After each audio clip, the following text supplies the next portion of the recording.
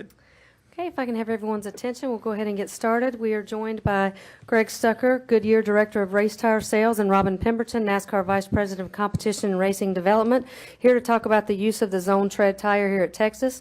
Greg, Goodyear introduced the Zone Tread technology last year. Texas is a new addition to that lineup. Can you talk a little bit about that? Sure. Actually, we approached Texas this year, 2014, much like we did Atlanta last year. We view the tracks as really very similar in their high speed, trials, the mile-and-a-half range. Both have very worn surfaces, seasoned surfaces, which I think everybody likes. They both have a lot of character.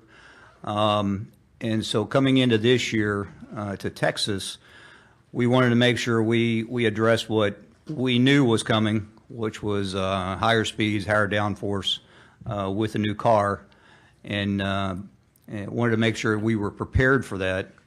But at the same time, wanted to make sure that we weren't going to give up a lot of grip on this worn surface, because that's the easy thing to do, just go harder and harder in the tire. But that's not always the best solution. So we thought that the Zone Tread gave us a good solution, like we had at Atlanta, where we run the toughened compound on the inboard shoulder, because that's the part of the right side tire that sees the most stress, sees the most heat, and so we're able to manage that part of the tire with that tougher compound and maintain the tractive compound on the outboard portion of the tire, so that we surrender very little grip. And at the same time, we're able to maintain the same left side tire that we've run here at Texas, actually since 2011, which has performed very well for us here. So we feel very good about going into this weekend. Very similar to Atlanta. They're known quantities. In fact, the harder compound of this weekend's tire is the same as we raced in Atlanta last year. And the outboard compound is the same that we raced in both races here at Texas. So very known quantities.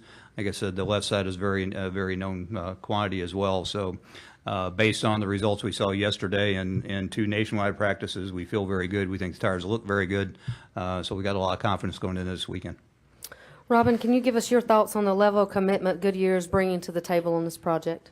Yeah, really, they've always been committed to us, but with all the changes that we've brought forward in the last number of years with cars and suspension changes and aero changes and things like that, so we've been in step with each other, in tune, and Goodyear has done a great job developing new tires and bringing their new technology in to bring the best racing in the world to all of our fans. So it's been really good. It's been elevated, and it's been a really good working relationship.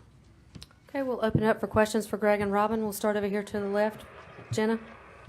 Jennifer, APA. Greg, I have two questions for you. The first is, why would a handful of drivers be concerned or predicting tire problems before they've even been on the track here? I guess you'd have to ask them. We feel very good about our recommendation here. Historically, Texas has not been a racetrack where we have a lot of left side problems, to be quite honest with you.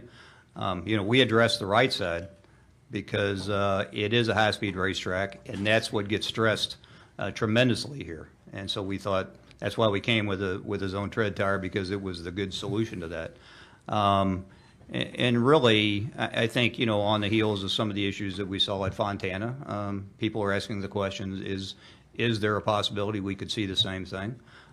There's always that possibility. People are always pushing the envelope, always trying to stress all parts of the race car. We understand that and support that. That's what makes racing great, right?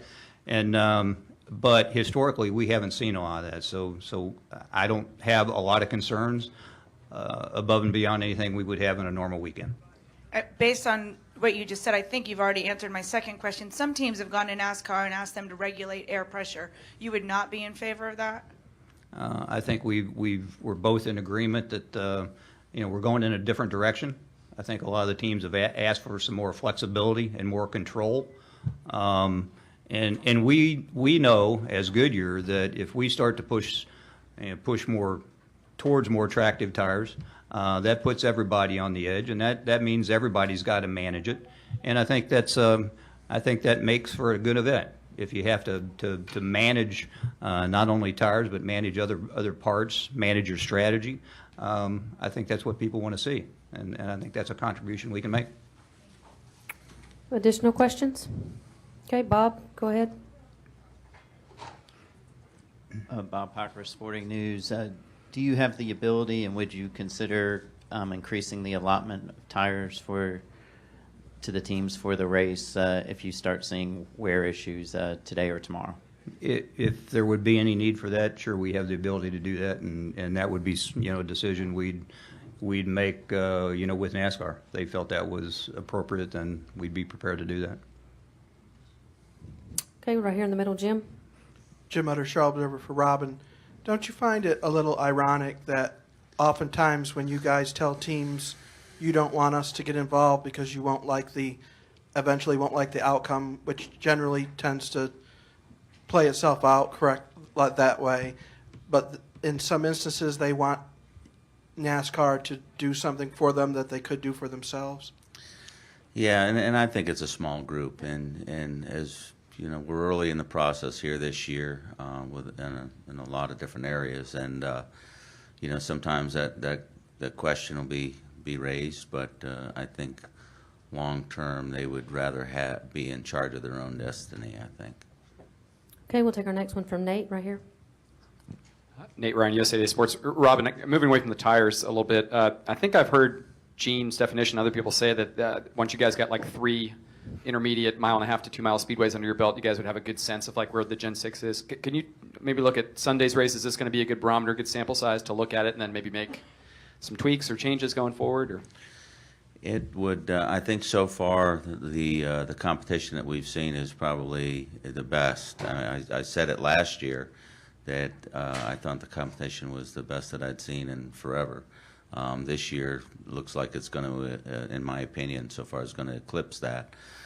This will be a good contest for us. Historically speaking, the Texas is one that we always think about. Would trying to improve the product here. Charlotte's another one.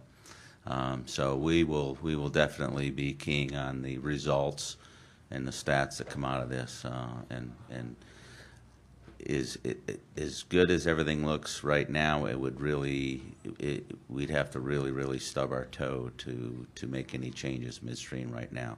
But we want to keep looking at it and bringing the best racing to the table that we can week in and week out. All right, follow up from Bob, go ahead. Typically, when you guys come in and talk about tires, it's after the weekend has started. Why are you here now? I mean, is there something that you want to just get out there that you've told the teams that it's in their court? Well, we're advancing some technology that we think is pretty significant. That's the zone tread. We ran it twice last year. Atlanta and Kansas. This will be the first race for it this year. Of course, we'll go back to Atlanta, back to Kansas, and we've also got got Richmond on the agenda. We're actually looking at zone tread at Michigan and a few other places. So we just feel like it's a significant change and something to talk about. Final questions? Okay, Dustin, go ahead. Dustin Long, MRN.com, one for Greg, one from Robin. Greg, 2 weeks now past Fontana, I know what you guys have said. Do you feel like there is a need to test there looking at moving forward? Or looking back, was every problem essentially team inflicted? Was there anything else that came out in what you guys looked at? We haven't seen anything over the last 2 weeks that tells us any differently than what our observations were there. But at the same time, I think we all want to keep the door open for potential improvements or changes. As Robin indicated, we're still kind of early in the car. We know that there will be developments over the course of this year, so I think that'll be something we have on our radar. We've talked about it internally.